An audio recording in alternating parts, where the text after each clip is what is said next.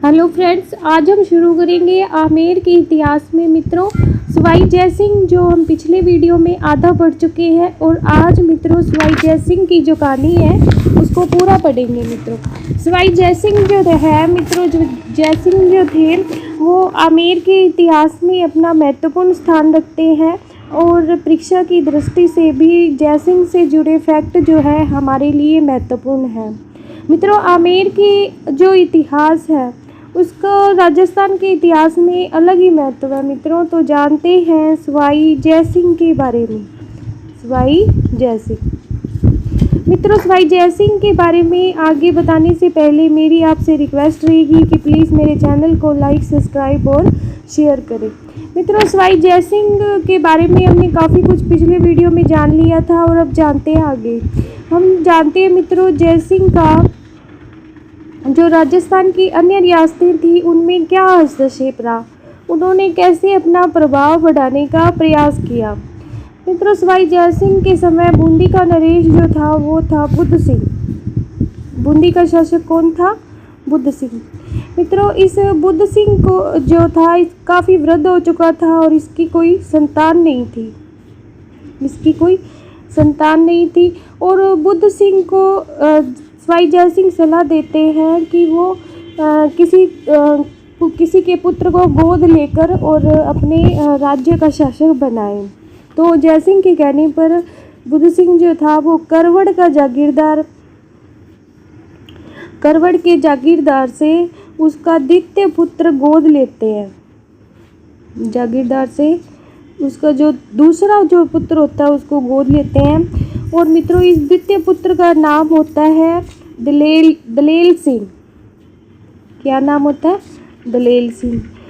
अब क्या होता है मित्रों कि दलेल सिंह को गोद लेने के बाद और अपना उत्तराधिकारी घोषित करने के बाद सवाई जय सिंह की बहन जो बुद्ध सिंह की रानी होती है और इसका नाम होता है मित्रों अमर कुंवरी। ये अमर कुंवरी कौन होती है? सवाई जय सिंह की बहन होती है और बुद्ध सिंह की पत्नी होती है। ये एक लड़के को जन्म देती है, एक पुत्र को जन्म देती है जिसका नाम होता है उमेद सिंह। मित्रों बूंदी का जो शासक बुद्ध सिंह होता है इस उमेद सिंह को अपना जो रियल इसका बेटा होता है उसको अपना शासक बनाना चाहता है बूंदी का, लेकिन सवाई जय सिंह जो है वो बूंदी का राजा दलेल सिंह को ही बनाते हैं। दलेल सिंह जो इनका दत्तक पुत्र होता है, गोद लिया हुआ पुत्र होता है, इसको सवाई जय सिंह जो है वो राजा बनाते हैं। मित्रों और अपनी जो पुत्री होती है सवाई जय सिंह की जिसका नाम होता है कृष्णा कुमारी। कृष्णा कुमारी का विवाह 1730 में इस दलेल सिंह के साथ कर देते हैं। मित्रों विवाह करने के बाद तो ये अवश्य भावी हो गया कि ये दलेल सिंह को ही शासक बनाएंगे। मित्रों जय सिंह की जो बहन होती है वो जय सिंह की कुटिल चाल को समझ जाती है, इसलिए वो मराठा जो शक्ति है महाराष्ट्र में, मराठों से संबंध बनाने के लिए मराठों की सरदार मल्हार राव होलकर को अपना राखी भाई बनाती है। मल्हार राव होलकर मित्रों ये थे मराठा सरदार। और ये क्या है, इनका यहाँ से राजपुताने में हस्तक्षेप शुरू हो जाता है मराठों का। राजपुताने में हस्तक्षेप। बूंदी की जो रानी होती है अमर कुंवरी वो मल्हार राव होलकर को अपना राखी भाई बनाती है और अपनी सहायता की गुहार करती है, अपनी सहायता के लिए बुलाती है मल्हार राव को। मल्हार राव बूंदी पर आक्रमण करते हैं और दलेल सिंह को गद्दी से उतारकर बुद्ध सिंह को वापस शासक बना देते हैं। बुद्ध सिंह को फिर से शासक बना देते हैं। मित्रों इसके बाद सवाई जय सिंह को भयंकर परिणाम भुगतने पड़ते हैं क्योंकि अब राजपुताना में मराठों का हस्तक्षेप हो गया, मराठों की जो घुसपैठ हो गई। मतलब मराठी जो थे मित्रों उनकी एक शुरू से ही लूट खसोट की नीति थी।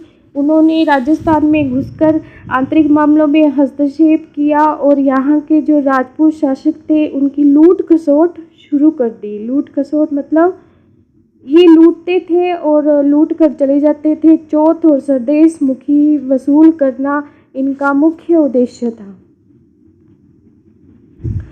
क्योंकि इस आए दिन इस लूट खसोट और आक्रमणों से, मराठा आक्रमणों से राजपूत जो जितनी भी रियासतें थी वो पूरी तरह से तंग आ चुकी थी। मित्रों, मराठों को राजस्थान में एंट्री करने का जो मौका था वो सवाई जय सिंह ने दिया, और जय सिंह की ये बहुत बड़ी भूल थी और इस भूल का उन्हें भयंकर परिणाम भुगतना पड़ा। मित्रों, ये था सवाई जय सिंह का बूंदी रियासत में हस्तक्षेप। इसके बाद पढ़ते हैं मित्रों कि मारवाड़ रियासत में सवाई जय सिंह का क्या हस्तक्षेप रहा। मारवाड़ रियासत में भी सवाई जय सिंह ने हस्तक्षेप किया और यहाँ पर आक्रमण कर दिया। गंगवान, मित्रों गंगवान जो एक क्षेत्र है वो है जोधपुर में। गंगवाना ये जोधपुर ज़िले में एक क्षेत्र है।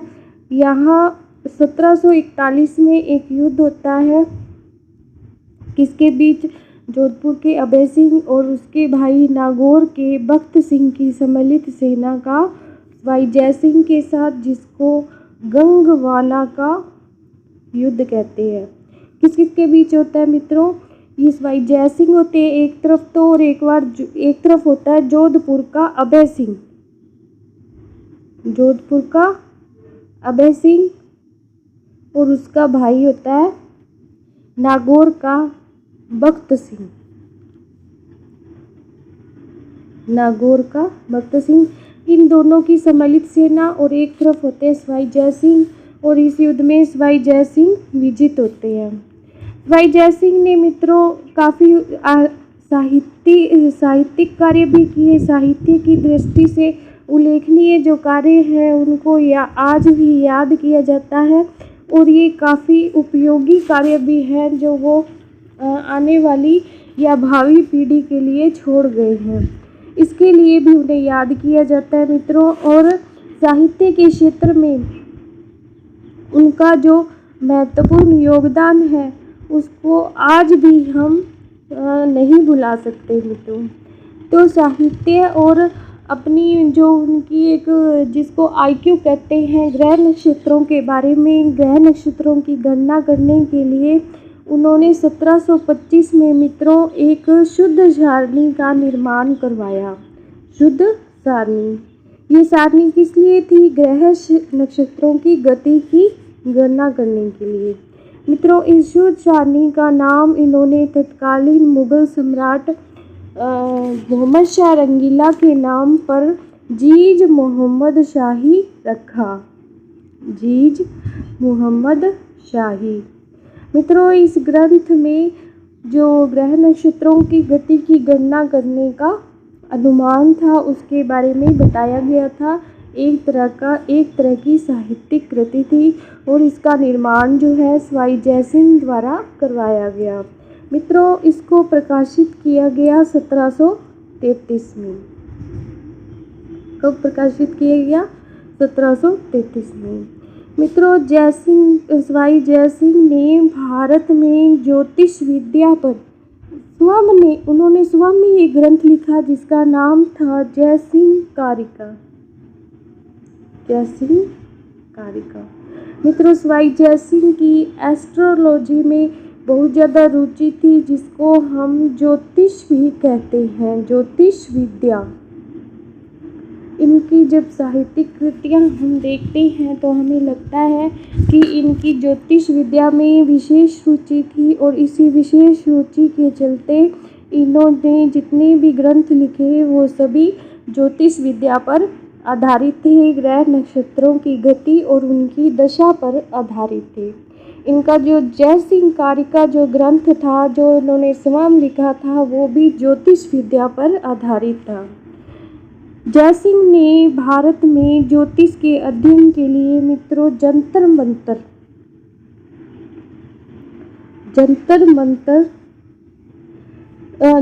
मंतर और ग्रह नक्षत्रों की शुद्ध जानकारी प्राप्त करने के लिए मित्रों 5 वेधशालाओं का निर्माण करवाया।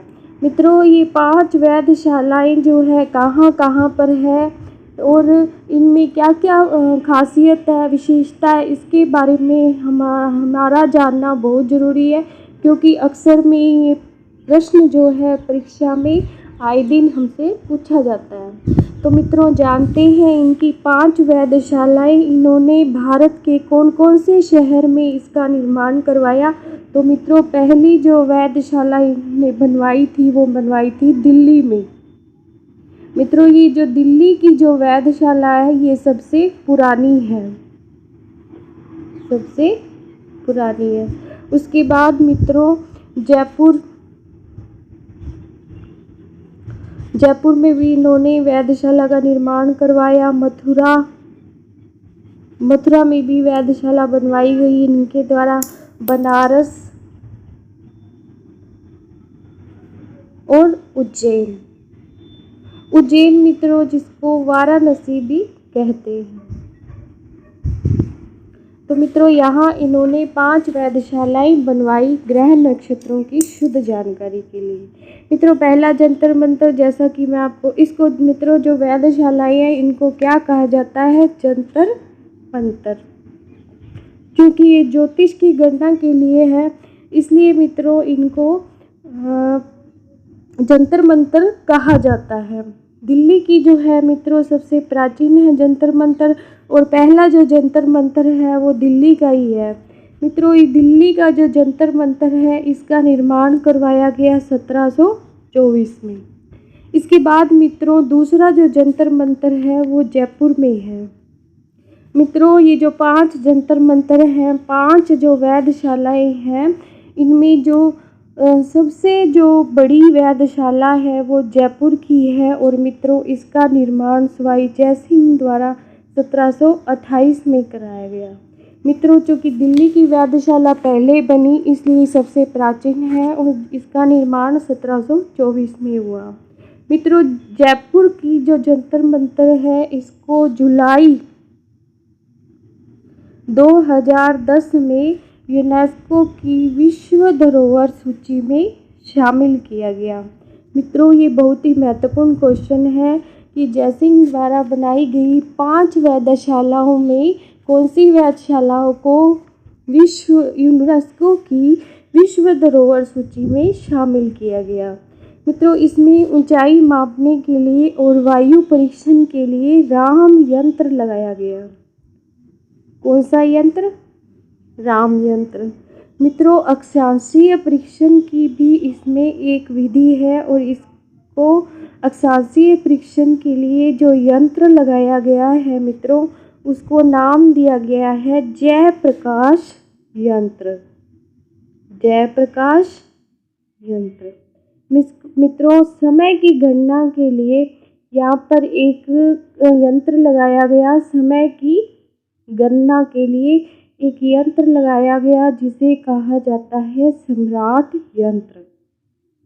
मित्रों सम्राट यंत्र जो है इसको धूप घड़ी भी कहा जाता है या सूर्य घड़ी भी कहा जाता है। मित्रों इसी सम्राट यंत्र को या इसी सूर्य घड़ी को दुनिया की सबसे बड़ी सूर्य घड़ी कहा जाता है। दुनिया की सबसे बड़ी सूर्य घड़ी कहा जाता है। मित्रों सूर्य घड़ी क्यों कहा जाता है सबसे बड़ी? सूर्य घड़ी कैसी होती है, ये वक्त टाइम हमें कैसे बताती है? तो मित्रों ये जो सूर्य घड़ी जिसको धूप घड़ी भी कहते हैं, ये धूप की या सूर्य की जो स्थिति होती है उसके आधार पर हमें समय का ज्ञान करवाती है। भाई जयसिंह ने मित्रों वर्तमान में जयपुर शहर का, जिसको हम जयपुर कहते हैं वर्तमान में, इसका जो निर्माण है वो सवाई जयसिंह द्वारा किया गया या करवाया गया। सवाई जयसिंह द्वारा। मित्रों जयपुर शहर के बारे में हम अगले वीडियो में देखेंगे। धन्यवाद। Please like, subscribe and share this channel.